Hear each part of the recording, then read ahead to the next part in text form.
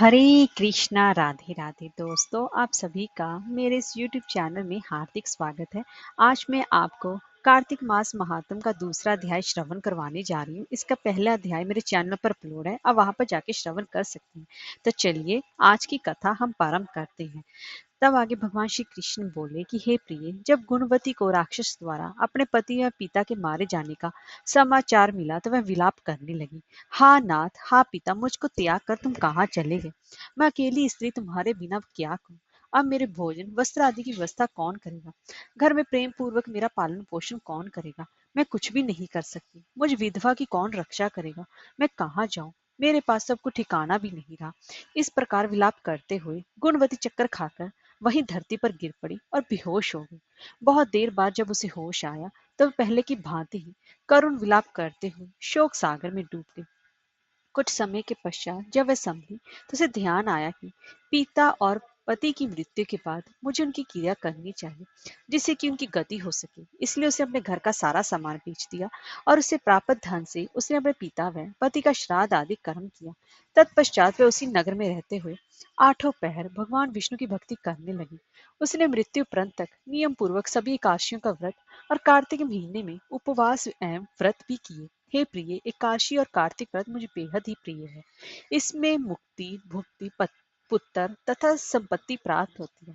कार्तिक मास में जब तुला राशि पर सूर्य आता है तो ब्रह्म मुहूर्त में उठकर स्नान करने में व्रत व उपवास करने वाले मनुष्य मुझे बहुत ही प्रिय हैं, क्योंकि यदि उन्होंने पाप भी किए हो तो भी वह स्नान व व्रत के प्रभाव से उन्हें मोक्ष प्राप्त हो जाता है।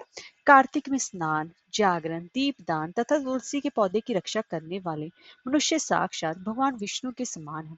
कार्तिक मास में मंदिर में झाड़ू लगाने वाले, स्वास्तिक बनाने वाले तथा भगवान विष्णु की पूजा करने वाले मनुष्य जन्म मरण के चक्कर से छुटकारा पा जाते हैं। यह सुनकर गुणवती प्रतिवर्ष श्रद्धा पूर्वक कार्तिक का व्रत और भगवान विष्णु की पूजा करने लगी। हे प्रिय, एक बार उसे ज्वर हो गया और वह बहुत ज्यादा कमजोर भी हो गई। फिर वे किसी प्रकार गंगा स्नान करने के लिए चली गई।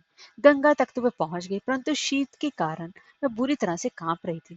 इसी कारण वह शिथिल होगी। तब मेरे भगवान के विष्णुदूत उसे मेरे धाम में ले गए। तत्पश्चात ब्रह्मादि देवताओं की प्रार्थना पर जब मैंने कृष्ण का अवतार लिया तो मेरे गण भी मेरे साथ पृथ्वी पर आए, जो इस समय यादव है।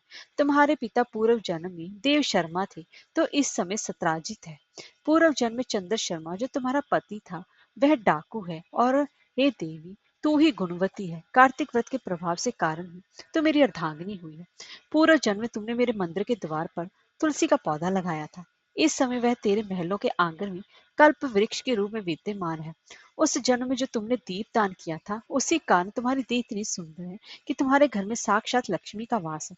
क्योंकि तुमने पूर्व जन्म में अपने सभी व्रतों का फल पति स्वरूप विष्णु को अर्पित किया था, उसी के प्रभाव से इस जन्म में तुम मेरी प्रिय पत्नी हुई हो। पूर्व जन्म में तुमने नियम पूर्वक जो कार्तिक मास का व्रत किया था उसी के कारण मेरा तुम्हारा कभी वियोग नहीं होगा।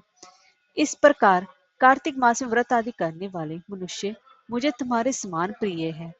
दूसरे जप तप यज्ञ दान आदि करने से प्राप्त फल कार्तिक मास में किए गए व्रत के फल से बहुत थोड़ा होता है, अर्थात कार्तिक मास के व्रतों का 100वां भाग भी नहीं होता है। इस प्रकार सत्यभामा भगवान श्री कृष्ण जी के मुख से अपने पूर्व जन्म के पुण्य का प्रभाव सुनकर बेहद ही प्रसन्न हुई। हरे कृष्णा, राधे राधे।